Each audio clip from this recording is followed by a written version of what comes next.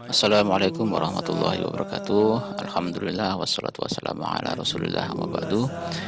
Teman-teman sekalian, tentu kita tahu bahwa penciptaan manusia adalah untuk mengabdi kepada Allah Subhanahu wa taala berdasarkan firman-Nya, "Wa ma khalaqtul jinna wal insa illa liya'budun."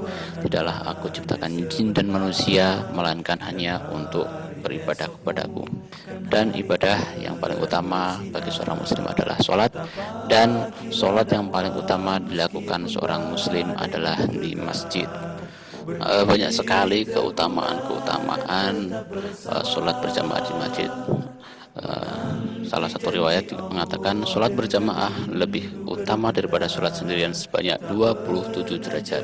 Di riwayat yang lain, Rasulullah Shallallahu Alaihi Wasallam meriwayatkan bahwa ketika kita berwudu dari rumah kemudian melangkahkan kaki kita ke masjid untuk sholat, maka satu langkah akan meninggikan derajat dan satu langkah yang lain akan menghapus dosa-dosa kita.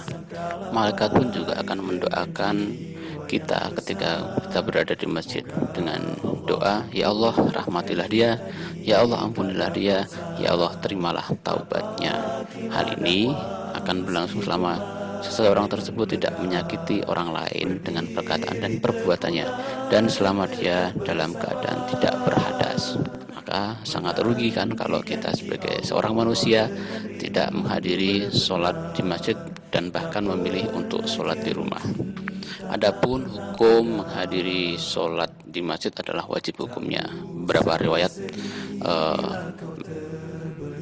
riwayat menggambarkan bahwa dulu ada seorang yang buta saja, ketika meminta keringanan untuk sholat di rumah karena tidak ada yang menuntunnya, kemudian ditanya oleh Rasulullah, "Apakah kamu mendengar adzan?" Maka seorang buta itu kemudian menjawab, "Ya, saya mendengar."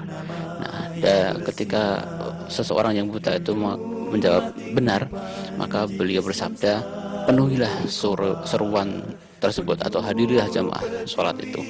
Ini menunjukkan bahwa seorang yang buta pun disuruh untuk pergi ke masjid ketika dia mendengarkan adzan.